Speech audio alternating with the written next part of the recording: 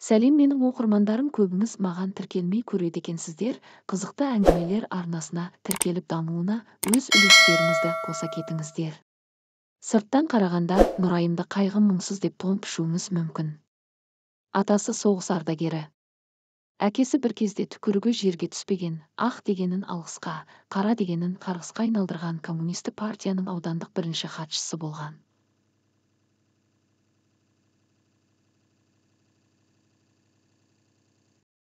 Әйел заты болып жаралғаннан бері тағдырында түкте қиыншылық көрмей бақытты ғұмыр кешкен адам дерсіз. Бұрынғы қиын-қыстау күндерде елдің қолы жете бермейтін, елдің қыздары ала алмаған жоғарғы білім иегері. Сарайдай үйдің алтынға оралған хас ханшайымы. Екі бірдей қызын қияға қондырып, солардан өрбіген жиендерінің желке шашынан құшырлана иіскеп отырған апа. Жасы 47-де. Осыдан 26 жыл бұрын отасқан жұбайы қазір депутат. Жетпейтіні соның көңілі. Сезімі мен сыйластығы азайып суыған. Көңілі басқа бір сұлуға ауыпты-мыс. Осыны сезгеннен бастап сумаңдаған тілдерден естігелі берішіне қарамыс кіріп алып, іші бауырын түн демей, күн демей тырмалайтындай. Күніге үйінде жалғыз, алданыш етер дәнеңесі жоқ. Кейде қыздарына қонаққа барып шыққаны болмаса, жападан жалғыз. Өмір бақи шулы ортада тірлік кешіп, елгезектігімен елдің ортасында етене жақын араласқаннан ба, бәрінен бір күнде алыстап кету, күзді күнгі тобынан ажырап қалған соқырының кейіп екен.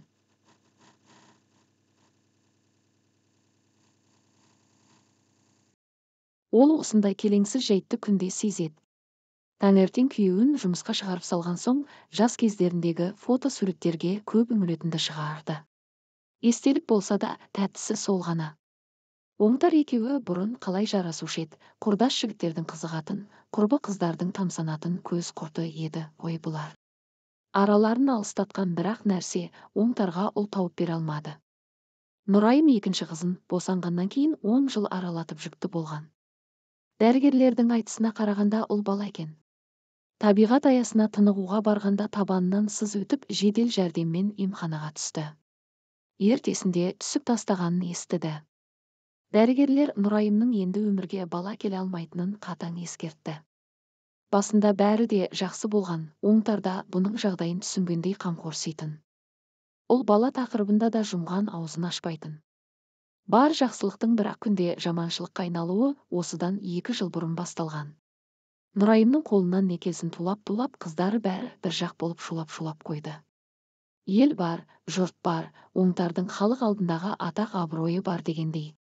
Одан ары ешкімде үндей алмаған.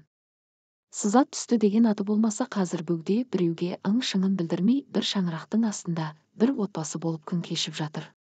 Кейде Нұрайым үшін түгелдей дерлік бұрынғыдай секілді.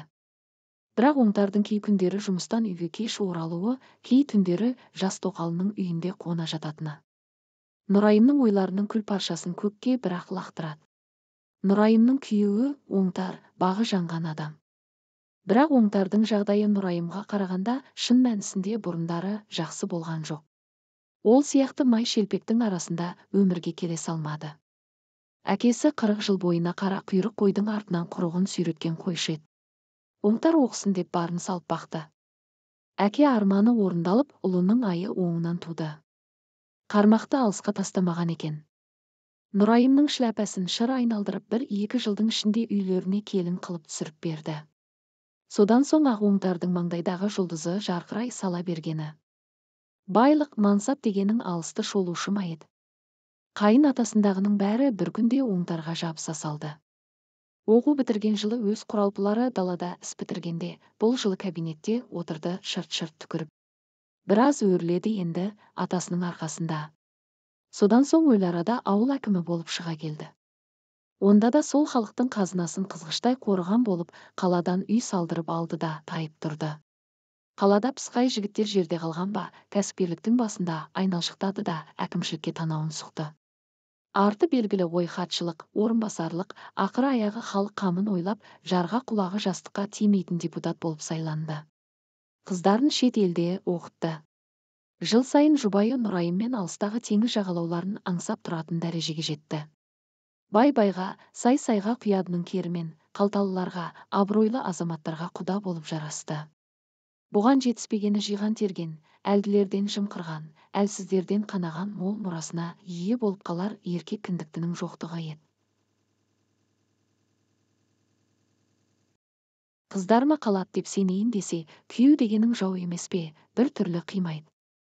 Қалайда қанынан жаралған шарана иелік етіп қара шаңырақтың отын сөндірмейтін біреу керек еді. Солай да солай күн кешіп жүргенде өзіндей шенеуніктер қос-қостан қатын ұстайтынды шығармасы бар ма? Іздегенге сұраған дейтін бе еді. Содан бір кездегі талдырмаш денелі, өзінің жақсы көретін қыздарының анасы, үш бірдей жиендерінің нағашы апасы, өткен күндегі дүркіреп тұрған аудандық бірінші хатшының қызына ынтызар көңілі сап басылды да қалды. Ол өзі ойлайтындай мәңгі арман еткен сұлуын кездірген екен. Олар екеуі, яғни оңтар мен оның ашынасы екеуі танысқанда, бәйбішенің бағын ұрлаған қыздың жасы бар болғаны 20-да ғана болатын. Өзінің кіші қызымен түйдік құрдас.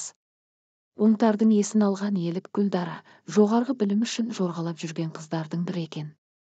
Сабағын алаңсыз оқыды. Оңтарға жолыққан соң оның жатақханадағы жарым тірлігі көзден бұлбұл ұшты. Жеке пәтерге көшті. Жүгерінің қауызындай бөлмеге бір үйлі жан сығылыспайтын болды.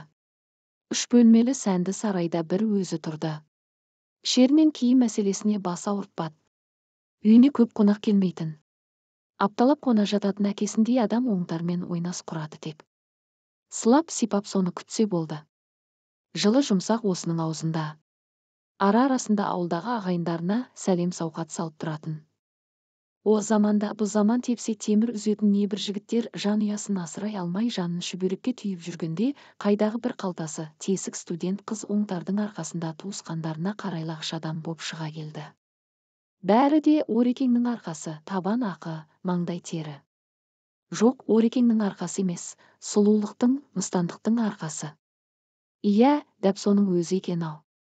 Басында қыздың әке-шешесі мен туған туыстары ашуға мінді. Тәрбиесіз қыздың қылығы қашанда сүйегіне таңба емес пе? Мұны тәртіпке салмақ болған. Бұл болса мен өз өмірімді өзім білемге салды да сазарып алды. Онысын естіген ағайындар одан әрмен ашуланып айқайға басып еді. Үй ішінің сөзін құлағына ілмеді. Қашып кетіп 10 күндей хабар ошарсыз жүріп өздерін зар илетті. Олар да жоқтан бар жақсы деді ме, үнсіз қалды. Қазір қыздары туралы әңгіме болған жерден қашады да жүреді. Гүлдара оқудағы ақырғы жылын бітірерде сабаққа шетелдің шаң жұқпас көлігімен баратынды. Әкеліп алып қайтушы оңтардың жеке шопыры.